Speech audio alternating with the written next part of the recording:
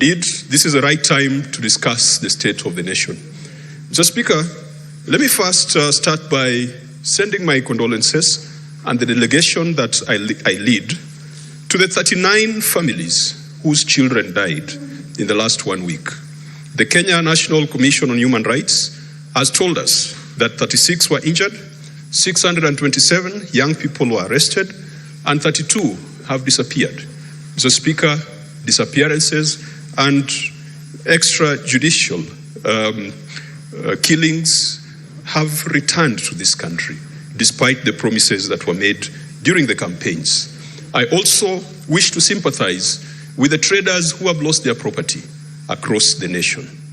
Mr. Speaker, even though not related, allow me to take this opportunity to send my condolences also to the family of the late Joe Barage Wanjui. Those who know Joe Wanjui, he was a chancellor at the University of Nairobi. He is a foremost businessman in this country. And I send condolences because, Mr. Speaker, Joe Wanjui gave me an opportunity to join the financial services world. When I left the university, he never cared about my last name. He cared about my ability to serve. And Mr. Speaker, may his soul rest in peace, and we shall remember his sophisticated humility, which I have struggled to emulate. Mr. Speaker, last week when I was in church, the young people told me when I come to this house, I must read out Ephesians chapter 6, verse 12. For we fight not against flesh and blood, but against principalities and powers. The Gen Zs are not fighting against flesh and blood. Theirs is a fight against principalities and powers, rulers of darkness and wickedness in high places. Gen Zs don't want to kill anybody, even though we are killing them. We have snipers in this building to kill our young people. They are not fighting flesh and blood, Mr. Speaker. It is about wickedness in high places, parliament, state house, city hall, governor's premises, across the nation. It is wickedness in high places that the Gen Zs are fighting against. It was not even the finance bill, Mr. Speaker, that was the problem. The finance bill was a catalyst. All this started when we decided to force on Kenyans a housing law. In fact, it's a good thing that those young people came to parliament, because we are the ones who passed a housing law and told the young people they can go to hell if they want. We are the ones who passed a health law, which nobody understands today. Mr. Speaker, those people who work for the National Health Insurance Fund, they have no certainty. They don't know whether they have a job. Leave alone a job, they don't even know whether they have a health cover. And yet they work for the National Health Insurance Fund. It was this parliament that brought about that kind of wickedness, that many of our people today do not have health cover. Today, children in schools do not have health cover. Something that we thought would be a constitutional guarantee. It was taken away, and this parliament kept quiet about it. Mr. Speaker, the Gen Zs are fighting about the neo-colonialism that we are seeing today. When Kenyans are complaining about their government, the first person to respond to us is the American ambassador in PowerPoint presentations, telling us how our elections are free and fair, telling us how our president has been sent from God, and telling us that we are making the right decisions, that we should persevere. Gen Zs are tired of that neo-colonialism and double standards. Someone told to me that if those protests were about the rights of persons of the LGBTQ community, Mr. Speaker, and 39 people were dead, the Western world would have frozen aid, they would have frozen external assistance to Kenya. Are the lives of gays and lesbians more important than the lives of the 39 that we have talked about? We saw what happened in our neighboring country, Uganda. They came up with laws that limited the rights and freedoms of persons of that orientation. And Uganda has now been denied funding. The Speaker of the Assembly in Uganda is being hounded out of office. She cannot even travel, Mr. Speaker. We do not want the double standards of neo-colonialists, and we pray that the Gen Zs in America will do the right thing. Mr. Speaker, the arrogance that we have displayed as a leadership, the tribalism that we have been expressing and calling it shareholding. Shareholding is nothing when it comes to national politics. It is pure tribalism. It is ethnic jingoism. It is ethnic chauvinism. Mr. Speaker, we are talking here with Senator Omtata, asking ourselves, Why do you need a voter's card when you already have a national ID? And that has been the system in this country, to disenfranchise certain parts of this country. We have been around through electoral processes, and we know that the registration of voters is a first step for rigging of elections. And Mr. Speaker, I want to ask the majority and minority leaders that in that motion, that we should push to ensure that in this country, once you have a national ID card, then you can automatically become a voter. Because I've heard the arrogant politicians, those who voted yes to the finance bill last week, saying that Gen Zs will not take them anywhere because after all, they are not registered as voters. Once you are a citizen, you've got a right to vote. And we should not introduce additional bureaucracies in the name of registration of voters. The last time we did that exercise, this country spent 7 billion Kenya shillings on biometric voter registration equipment. Those are the areas where we could make savings. If we could take that 7 billion that I am sure that the IBC is going to ask for another round of voter registration, that amount of money can take care of the doctors, can take care of the junior secondary school teachers.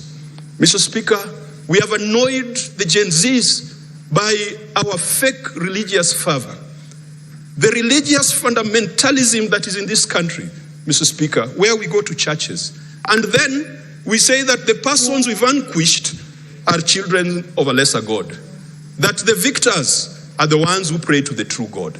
Today, Gen Zs have told us that the voice of the youth is a voice of God. Mr. Speaker, I've reflected and I've looked at what Wole Soyinka wrote. I think it was Soyinka who wrote The Trouble with Nigeria. And Soyinka said, it was Chinua Achebe. It was Achebe who did the Trouble with Nigeria. He said, there is no problem with the Nigerian land, the Nigerian soil, the Nigerian air, the Nigerian water, the Nigerian seas and lakes. The trouble with Nigeria, as is the trouble with Kenya, is the failure of leadership. It is a cult of mediocrity. It is indiscipline and it is corruption. Mr. Speaker, ever since Achebe made those very, very interesting remarks more than 20, 30 years ago, Kenya has not learned a lesson. I am so happy about this revolution that our young people have brought upon us, because it is going to change the architecture of our politics. Before, the people who mattered were the leaders and owners of parties. Today, the true bosses are the youngsters, the Gen Zs, our brothers and sisters, our sons and daughters. Mr. Speaker, I heard the president say that he wants to set up certain committees to go around the country to find out what the youth want. But why do you ask for a job when you don't know what the people who elected you want, Mr. Speaker? And sometimes we can propose a lot of things, and yet the solutions lie here in this constitution. We have a chapter or an article, Article 55 of the Constitution, which talks about specific application of rights with respect to youth. And so instead of the president wasting taxpayers' money with another BBI like circus, I invite the president to read Article 55. That says the state shall take measures, including affirmative action programs, to ensure that the youth access relevant education and training, have opportunities to associate, be represented, and to participate in political, social, economic, and other spheres of life, that the youth can access employment, and that they are protected from harmful cultural practices and exploitation. You don't need a committee to go around the country to come and tell you that, because the framers of our constitution already put it there. What do the Gen Z want, Mr. Speaker? The Gen Z wants us to be faithful to this constitution, especially the Bill of Rights, the rights and fundamental freedoms in this constitution, which belong to each individual and are not granted by the state.